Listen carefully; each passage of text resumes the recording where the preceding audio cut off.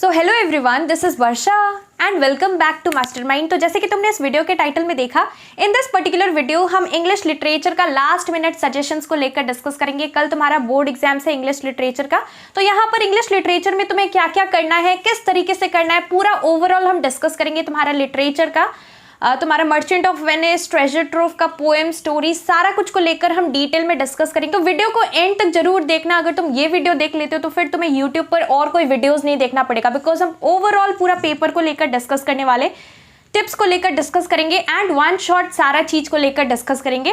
सबसे देखो पहला इंपॉर्टेंट चीज है कि यहाँ पर लिटरेचर का पैटर्न किस तरह से होता है। यहाँ पर तुम्हें 2 आवर्स का टाइम ड्यूरेशन मिलेगा लिटरेचर का पेपर के लिए। एंड यहाँ पर तुमने पहला एग्जाम्स दिया है तो ऑलरेडी तुम्हें पता है कि किस तरीके से यहाँ पर तुम्हारा एग्जाम्स कंडक्ट होता है। पहले तुम्हें फर्स्ट 15 मिनट्स का रीडिंग टाइम मिलेगा। तो ये फर्स्ट 15 मिनट्स रीडिंग टाइम के अंदर तुम्हें यहाँ पर डिसाइड कर लेना है कि तुम कौन सा क्वेश्चन अटेम्प्ट करने वाले हो section B, C and D से। क्वेश्चन पेपर पैटर्न किस तरीके से है, यहाँ पर तुम्हें 4 क्वेश्चंस मिलने वाला है। Section A, B, C, D, there will be 4 sections.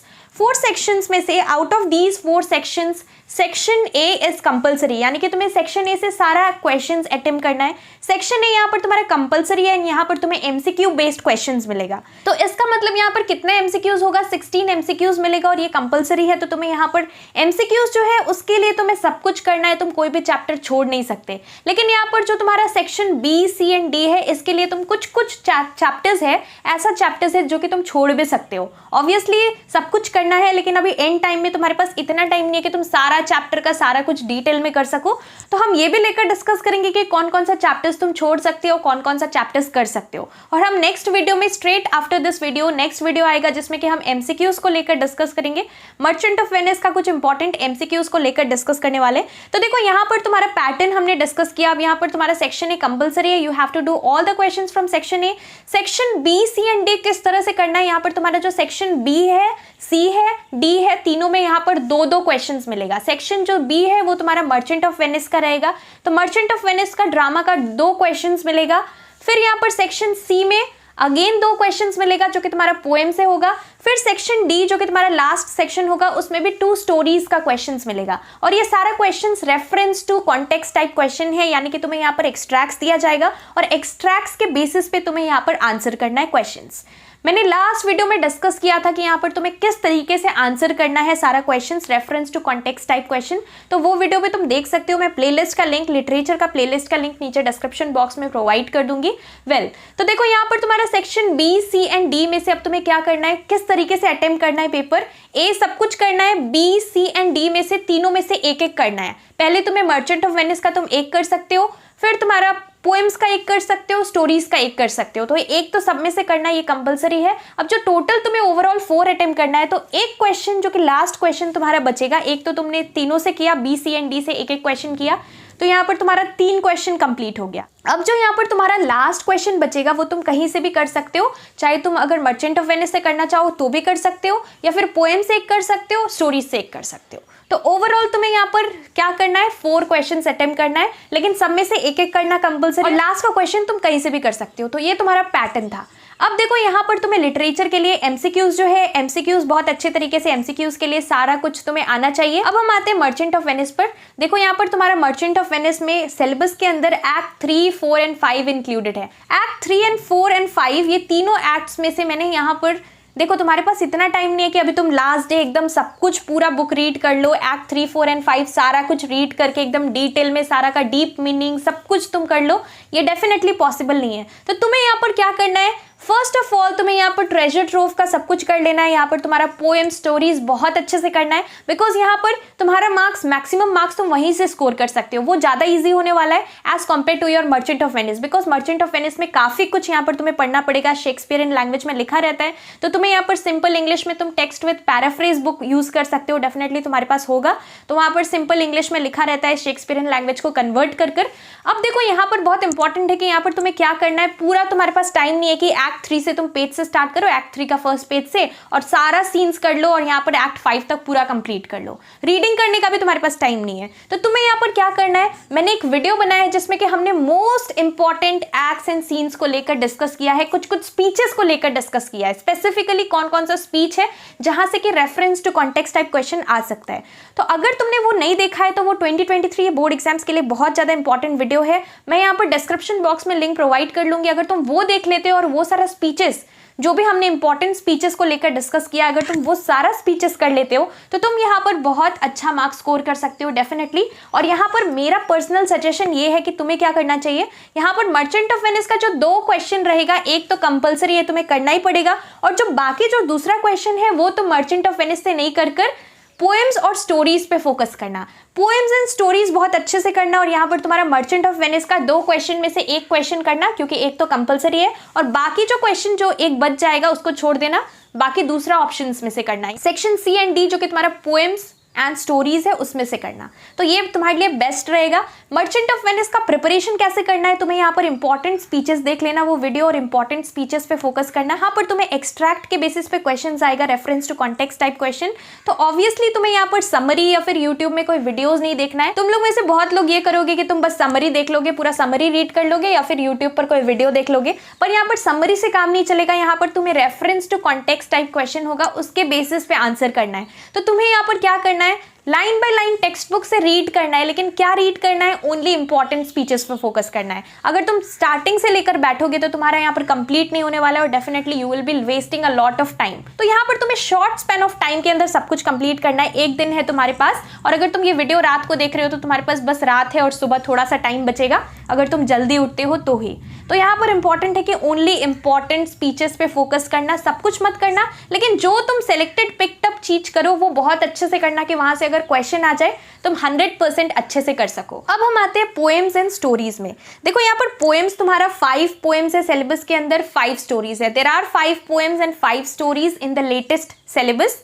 यहाँ पर पोएम्स के लिए क्या करना है, stories line by line read करना है बुक से, कहीं से भी reference to context type question आएगा, कहीं से भी कोई भी एक्सट्रैक्ट दिया रहेगा। अगर तुमने थॉरली पूरा बुक रीड किया है लाइन बाय लाइन तो तुम डेफिनेटली कर सकते हो। यहाँ पर तुम्हें ऑथर का नाम, पोएट का नाम, ये सब याद नहीं करना है। पहले क्या होता था, यहाँ पर कोई भी दिया जाता था रैंडमली, लेकिन अब यहाँ पर तुम्हें अलग अलग सेक्शंस रहेगा, और यहाँ पर ऑथर का नाम ऑलरेडी मेंशन रहेगा, पोएट का नाम ऑलरेडी दिया रहेगा। तो यहाँ पर टाइम वेस्ट मत करना ये तुम्हारा ऑथर का नाम याद करने में, ये सब चीज के लिए तुम्हें टेंशन नहीं लेना है, क्वेश्चन पेपर में दिया रहेगा।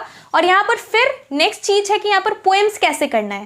देखो पोएम्स के लिए सबसे बेस्ट चीज है कि तुम यहाँ पर just reading is not enough, यहाँ पर तुम्हें समरी भी नहीं देखना है, लाइन बाय लाइन सारा लाइंस का पोएम का मीनिंग तुम्हें पता होना चाहिए। देखो पोएम्स में यहाँ पर तुम्हारा daffodils, I know why the caged bird sings and the Patriot, ये 3 सबसे ज्यादा मोस्ट इंपॉर्टेंट पोएम है। तो इसको बहुत अच्छे से करना, बिकॉज यहाँ पर तुम्हारा जो reference to context type question है, चांसेस है, हाई प्रोबेबिलिटी है कि यहाँ से तुम्हारा क्वेश्चन आ सकता है। तो बाकी यहाँ पर जो 2 पोएम्स बच गया, 9 गोल्ड मेडल्स एंड एबो बेन एदम, ये दोनों तुम्हें थोड़ा लास्ट में करना, लेकिन स्टार्टिंग में फोकस करना अच्छे से। और स्टार्टिंग में तुम्हें ये फर्स्ट 3 पोएम्स जो कि मैंने तुम्हें डिस्कस किया, अभी तुम्हें बताया, ये 3 पोएम्स बहुत अच्छे से करना, बिकॉज यहाँ पर 99.9% प्रोबेबिलिटी है कि ये 3 चैप्टर्स से तुम्हें यहाँ पर क्वेश्चंस मिल सकता है। मैंने पूरा पेपर एनालाइज किया है लास्ट ईयर का, और यहाँ पर उसके बेसिस पे मैं तुम्हें यहाँ पर रेकमेंड कर रही हूँ। अब देखो यहाँ पर स्टोरीज से क्या करना है, हमने पोएम्स को लेकर डिस्कस किया। स्टोरीज में एन एंजल इन डिस्गाइज, ये सबसे ज्यादा इंपॉर्टेंट पोएम स्टोरी है, ऑब्वियसली नॉट अ पोएम। तो यहाँ पर स्टोरी है, तो यहाँ पर angel in disguise and blue beat, ये दोनों जो तुम्हारा स्टोरी है इसको सबसे पहले करना और बहुत अच्छे से करना। बाकी सारा चीज भी तुम्हें करना है, ऐसा नहीं है कि मैं यहाँ पर बोल रही हूँ कि तुम्हें सिर्फ यही करना है, लेकिन जो हमने डिस्कस किया अभी जस्ट हमने डिस्कस किया जो पोएम्स एंड स्टोरीज, इस पे पहले फोकस करना है, इसको बहुत अच्छे तरीके से करना, डिटेल में करना, और बाकी सब तुम एक बार रीड कर सकते हो, गो थ्रू कर सकते हो, बिकॉज ये तुम्हारे सिलेबस के अंदर है, सब कुछ ही है, 5 स्टोरीज है, 5 पोएम्स है। बट यहाँ पर जो हमने डिस्कस किया बहुत ज्यादा प्रोबेबिलिटी है, 99.9% चांस है कि यहाँ से आ सकता है क्वेश्चन। तो इसलिए तुम्हें क्या करना है, पहले ये सब करना, पहले डिटेल में ये सब कुछ कंप्लीट करना, उसके बाद बाकी सारा पोर्शंस तुम्हें कवर करना है। एंड यहाँ पर तुम्हें और एक चीज जो कि इंपॉर्टेंट है, वर्कबुक, जो तुम्हारा स्कूल में वर्कबुक रहता है, जो सारे बुक का, मर्चेंट ऑफ वेनिस का वर्कबुक, ट्रेजर ट्रोव का जो पोएम्स एंड स्टोरीज के लिए वर्कबुक रहता है, वर्कबुक में तुम यहाँ पर लाइन बाय लाइन सबसे पहले पोएम्स का meaning line by line explanation workbook में दिया रहता है, तो तुम्हें वर्कबुक फॉलो करना है। लाइन बाय लाइन एक्सप्लेनेशन के लिए वर्कबुक तुम फॉलो कर सकते हो, हर एक लाइन का मीनिंग वहां पर line this to line this, और फिर वर्कबुक में एक्सप्लेनेशन रहता है, उसको रीड करना, अच्छे से समझना। डीप मीनिंग्स तुम्हें पोएम्स के लिए पता होना चाहिए। और यहाँ पर फिगर ऑफ स्पीचेस भी बहुत इंपॉर्टेंट है पोएम्स के लिए, स्पेशली लाइक सिमिली, मेटाफर और पर्सोनिफिकेशन और एलिट्रेशन, ये सारा मोस्ट कॉमन तुम्हारा फिगर ऑफ स्पीचेस रहता है। तो यहाँ पर ये फिगर ऑफ स्पीचेस कौन कौन से लाइन में यूज हुआ है एक बार बहुत अच्छे से देख लेना। जब तुम पोएम्स करोगे तो ये फिगर ऑफ स्पीचेस पे भी थोड़ा ध्यान देना, चांसेस है कि एक दो फिगर ऑफ स्पीचेस तुम्हें पूछा जा सकता है। एंड लास्टली यहाँ पर सबसे इंपॉर्टेंट चीज कि यहाँ पर आंसर्स तुम्हें किस तरीके से फ्रेम करना है। आंसर्स यहाँ पर टू द पॉइंट लिखना बहुत इंपॉर्टेंट है। Be very specific when you are writing the answers. यहाँ पर तुम्हें मार्क्स देखकर क्वेश्चन ऐसा नहीं है कि तुमने 3 मार्क्स का देखा, तुमने 1 पेज पूरा आंसर लिख दिया या फिर हाफ पेज लिख दिया। यहाँ पर आंसर्स का लेंथ मैटर नहीं करेगा, यहाँ पर quality of the answers will matter. So always write the answers to the point.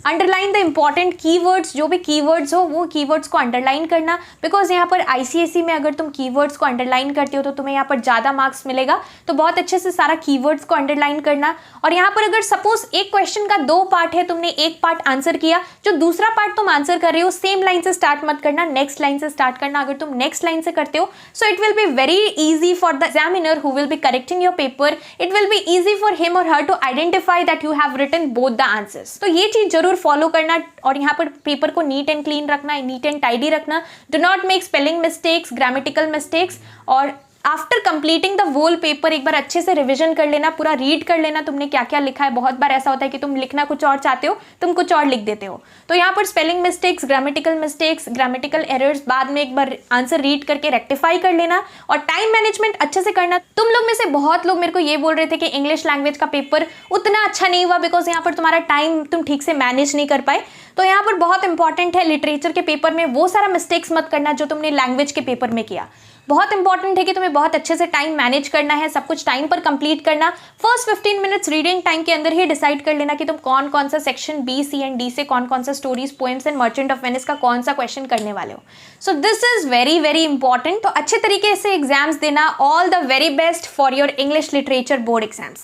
तो देखो यहाँ पर मैंने अभी रिसेंटली ई बुक्स लॉन्च किया है फॉर क्लास 10 बोर्ड स्टूडेंट्स। तो यहाँ पर 2023 बोर्ड एग्जाम्स के लिए अभी एग्जाम्स चल रहा है, तो एग्जाम्स के बीच में जो गैप रहता है लास्ट नाइट बिफोर एग्जाम, अगर तुम यहाँ पर कोई भी सैम्पल पेपर, कोई भी तुम्हारा बुक फॉलो नहीं करते हो, प्रीवियस ईयर क्वेश्चंस नहीं करते हो और सिर्फ लिमिटेड क्वेश्चंस जो कि ई बुक्स के अंदर प्रोवाइडेड है वो क्वेश्चंस कर लेते हो, तो तुम यहाँ पर बोर्ड एग्जाम्स में 90+ के ऊपर मार्क्स ला सकते हो सारे सब्जेक्ट्स में। 4 सब्जेक्ट्स के लिए ई बुक अवेलेबल है। हिस्ट्री सिविक्स के लिए अवेलेबल है, तुम्हारा नेक्स्ट एग्जाम है हिस्ट्री सिविक्स का। देन ज्योग्राफी के लिए अवेलेबल है। एंड यहाँ पर केमिस्ट्री एंड बायो के लिए भी, साइंस में तुम्हारा केमिस्ट्री एंड बायो के लिए अवेलेबल है। और यहाँ पर देखो मेन पर्पस है, the main purpose of launching these e books is that यहाँ पर तुम्हारे पास इतना टाइम नहीं है कि तुम हर एक चीज डिटेल में कर सको, या फिर तुम्हें बुक से ये नहीं पता कि कौन सा क्वेश्चंस करना चाहिए, कौन सा नहीं करना चाहिए। तो उसमें हमने ओनली लिमिटेड क्वेश्चंस रखा है और ओनली वो क्वेश्चंस रखा है जो कि बोर्ड्स में आता है। बोर्ड एग्जाम्स के लिए जितना भी इंपॉर्टेंट क्वेश्चन आंसर्स है, बी इट एमसीक्यू बेस्ड और B it short questions, long questions, name the following type questions, या फिर तुम्हारा बायो का डायग्राम बेस्ड क्वेश्चन हो, या फिर केमिस्ट्री का तुम्हारा इंपॉर्टेंट रिएक्शंस हो, सारा कुछ उस पर्टिकुलर ई बुक में सारे चैप्टर्स से क्वेश्चंस इंक्लूडेड है। And the best part is that यहाँ पर क्वेश्चंस के साथ साथ आंसर्स भी प्रोवाइडेड है, ताकि यहाँ पर तुम्हें अलग अलग बुक से इधर उधर से आंसर सर्च नहीं करना पड़े। तुम्हारा यहाँ पर टाइम सेव होगा और तुम लिमिटेड टाइम में सब कुछ कर पाओगे। ऑलरेडी बहुत सारे स्टूडेंट्स ने ले लिया है। Last night before exams preparation करने के लिए, एकदम एंड टाइम में प्रिपरेशन करने के लिए बेस्ट रहेगा कि तुम ई बुक से प्रिपरेशन करो। The price of history civics E book is 75, price of geography it is 65 and the price of chemistry is 95 and bio का तुम्हारा 99 है। और यहाँ पर मैंने अफोर्डेबल रखा है, I have made it affordable so that all the students can buy it. काफी सारे स्टूडेंट्स ने ऑलरेडी ले लिया है, 3000+ स्टूडेंट्स ने ऑलरेडी अवेल कर लिया है। डेफिनेटली अगर तुमने अभी तक नहीं लिया है तो तुम ले सकते हो। बोर्ड एग्जाम्स में 2023 बोर्ड एग्जाम्स में 90+ के ऊपर सारे सब्जेक्ट्स में तुम मार्क्स स्कोर कर सकते हो अगर तुम सिर्फ और सिर्फ ई बुक से प्रिपरेशन करते हो। तुम लास्ट वीडियोस जाकर देख सकते हो, एकदम same to same question last year e book से आया था। लास्ट ईयर भी मैंने ई बुक लॉन्च किया था।